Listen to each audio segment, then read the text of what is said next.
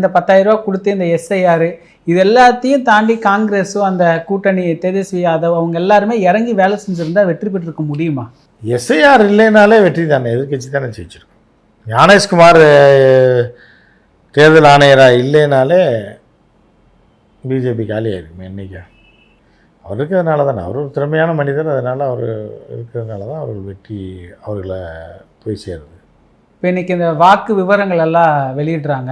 இந்த வாக்கு விவரங்களில் பார்த்தோம் அப்படின்னா காங்கிரஸ் அந்த கூட்டணியோடைய வாக்கு சதவீதம் கிட்டத்தட்ட போன தடவை எடுத்த வாக்கு சதவீதம் தான் இருக்குது. அவங்க விட தேஜஸ்வி யாதவுடைய வாக்கு சதவீதம், பிஜேபி அவருடைய நிதிஷ்குமாரோடைய வாக்கு சதவீதத்தை விட இவருக்கு அதிகமாக இருக்குது, 23% இருக்குது. அப்படிங்கும்போது இது எப்படி அந்த ஓட்டு 200 தொகுதிங்கிறது எப்படி தீர்மானமாகுது சார்?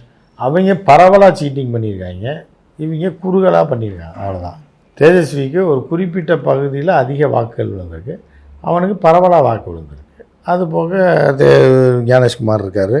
எல்லாம் ஒன்று சேரும்போது நீ நான் மட்டும் பேக் பைப்பர்ன்ற கதை தான்.